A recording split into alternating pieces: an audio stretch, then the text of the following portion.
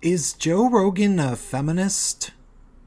I say this very disparagingly, and also kind of tongue-in-cheek, because ultimately the real purpose of this video is largely just to remind everybody that Gaytriarchy will be tomorrow, Sunday, the 7th of July at 3 p.m. Pacific Standard Time. We will be having on 2 guests, I believe, one of them being an actual psychologist who lives in the LA area, and I believe is gay.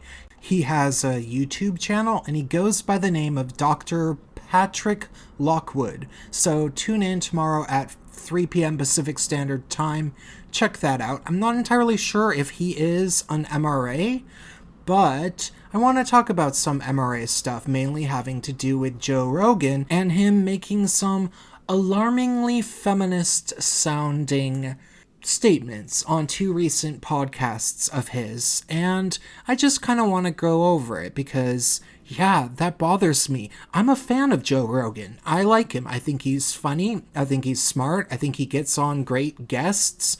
Sometimes a little bit on the square side, sometimes a little bit on the blue pill side. Sometimes he acts like he's pretty blue pilled himself, but I also don't really know if that's his true beliefs or if he's just pandering to Hollywood.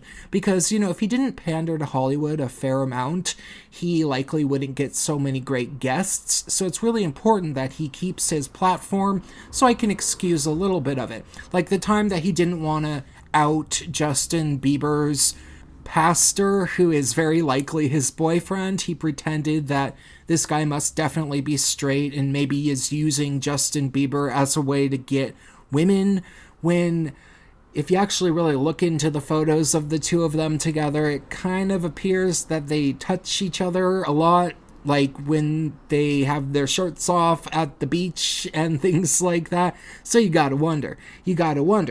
But the thing about this is that Joe Rogan has made fun of MRAs. And he's made fun of MRAs very ruthlessly, very uncaringly, in a way that's very unwilling to acknowledge any of the real issues, which is strange because I don't think he hasn't heard them by now.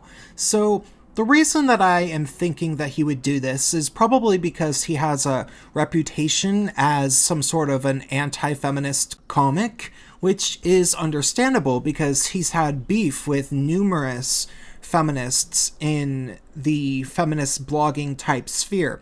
Maybe not so much directly, but I know that Lindy West really hated him, and he's pretty good friends with Jim Norton from what I understand, and Jim Norton had that beef with Lindy West after he debated her and totally beat her on a show about political correctness in comedy.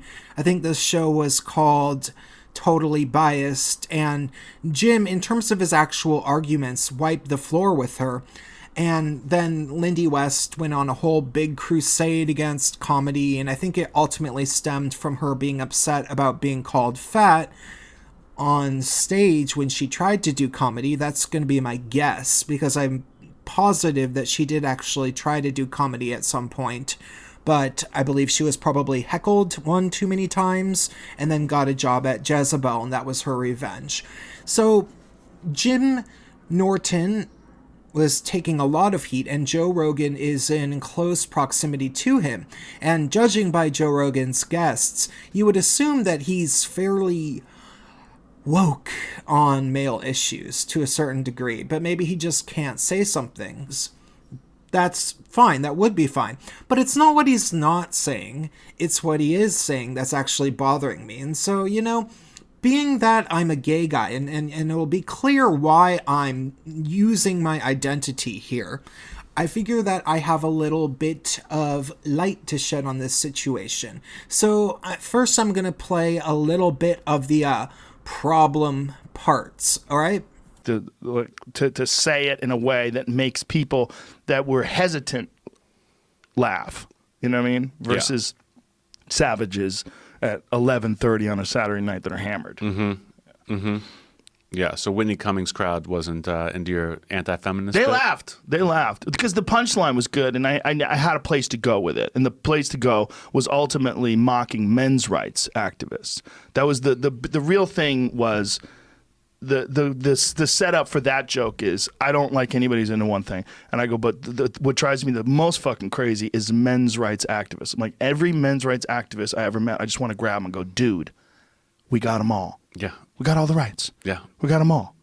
I can't believe that's a real thing. Men's rights activists. What's a real thing if you get divorced and you have child? It's for child custody. Those things are real. Like guys, really, I know men who have gotten really fucked over in divorce, where their wife hired a fucking killer lawyer and they dragged them through. See, the thing about, and I learned this from Phil Hartman, unfortunately, before he died, I was trying to tell him to get divorced.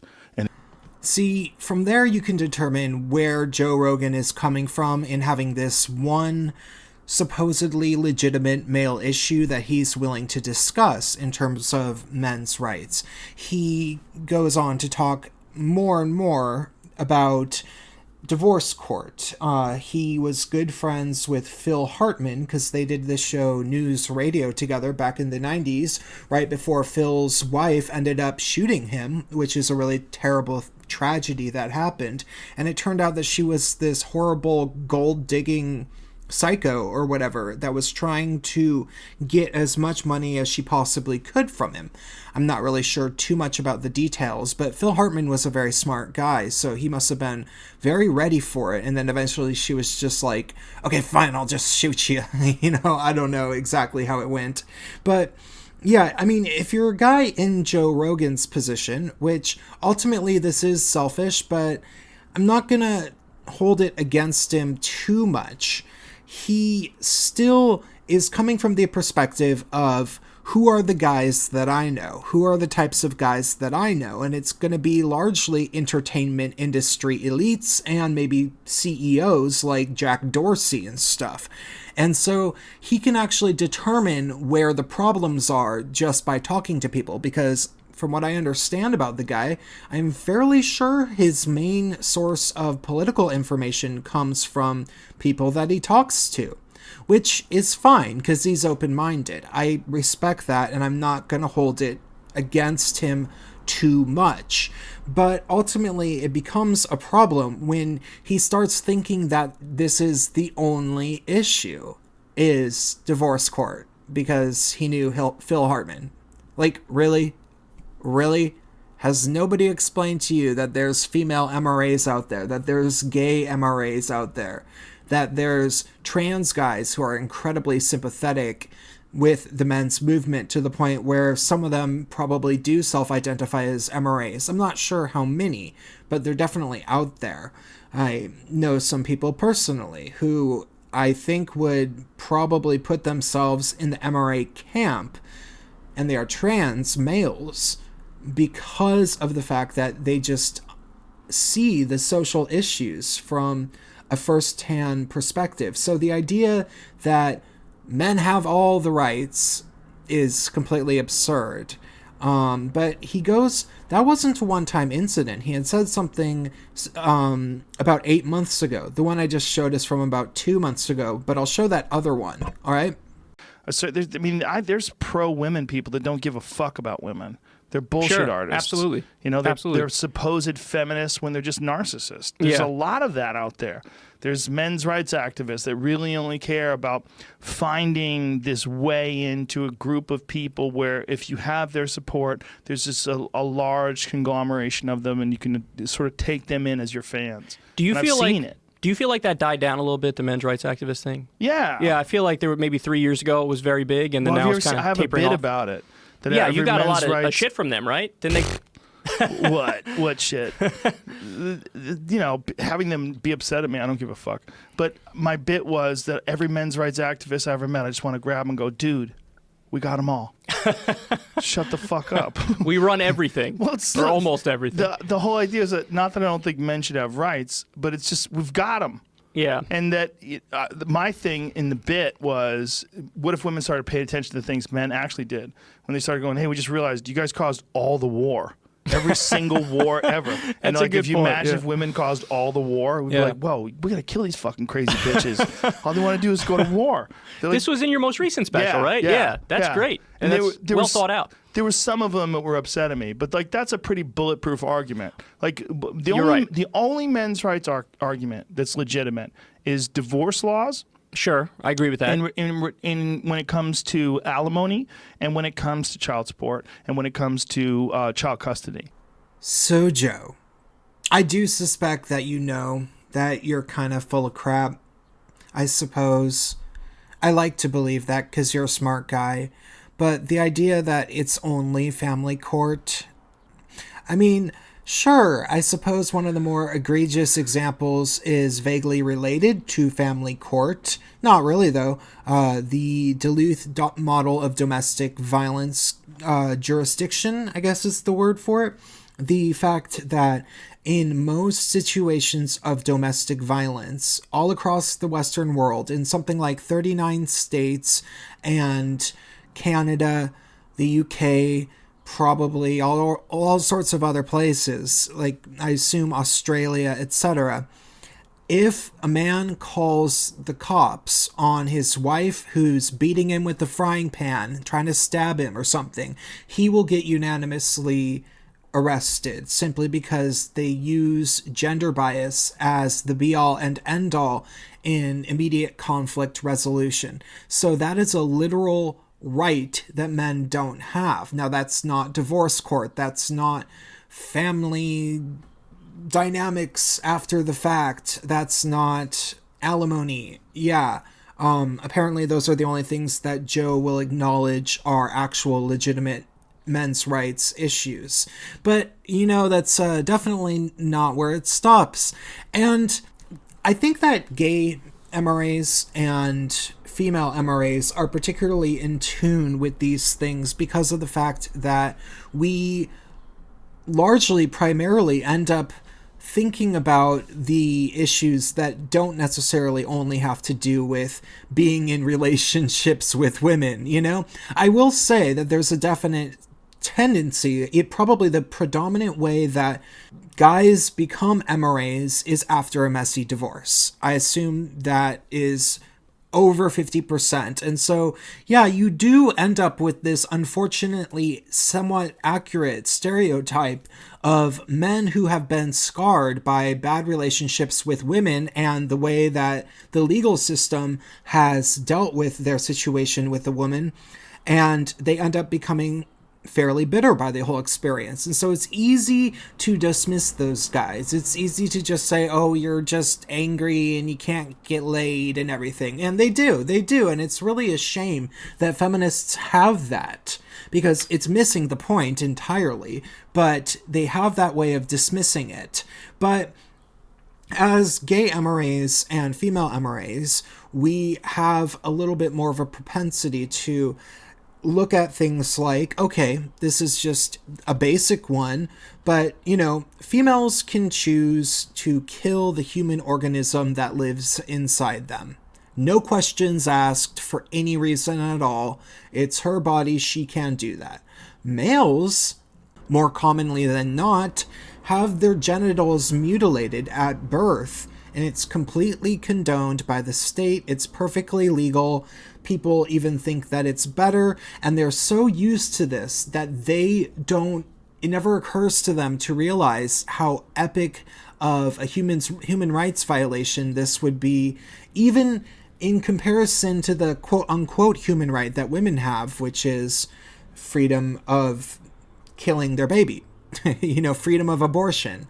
To me, these things are a no-brainer. A man, any baby should have the right to their genitals not being mutilated. Period. Done.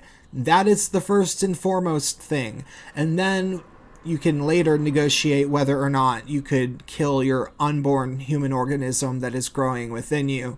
And under what circumstances would that be acceptable? So there's that double standard. Then there's all sorts of other things like, unequal government funding going towards certain things that equally affect men and women, like breast cancer as compared to prostate cancer and other gender-specific male issues, then the lack of homeless shelters for males, the complete lack, like there are no gender-specific male domestic violence shelters, then all the way up to the school system, which is horrifically biased against men, the lack of social services, I don't know, like food stamps and everything that are horribly biased against men. The list really does keep going on and on. The complete lack of gender-specific mental health care, either state-funded or even private. You can look it up in your area. You'll find nothing for males. And I don't know. I just wonder, has there ever been a good MRA that Joe Rogan has ever talked to? Do they have to be a stand-up comic in order to get that done? And that's what I'm wondering. I mean, he's talked to Sargon, but Sargon doesn't self-identify as an MRA. But he is going to the ICMI this summer, so I don't know. Maybe we can try to put a little a note in Sargon's pocket that says, "Hey, dude, get back on Joe Rogan and defend the MRM." Because as far as I'm concerned, Sargon is an MRA. As far as I'm concerned, and it's because, unlike feminism, which is a made-up word that can mean as many different things as you want, apparently, and literally, they have all sorts of bizarre definitions of feminism, which don't necessarily even have to do with the female linguistic root of the word feminism. MRA, being an MRA is not a made-up thing. It is an observable behavior. You are either a men's rights activist or a men's rights advocate. Once you have been this way, unless you decide, unless you pull, Memory Holiday, I don't know if they called themselves MRAs, but they were, and then they decided to, go full-blown crazy feminist for whatever reason. I'm a bit skeptical about how they got to that point, but I'm not going to get into that. Unless you pull Memory Holiday and seemingly completely disavowed your men's rights oriented beliefs in favor of feminism, which is directly oppositional to men's rights, you're always going to be an MRA. If you've advocated for male issues, I'm going to say on a public platform, I'm not going to say if you've done it on your Facebook timeline or anything. I mean, if you've made a YouTube channel that's gotten several thousand views, it gets to the point where it's why, who are you kidding?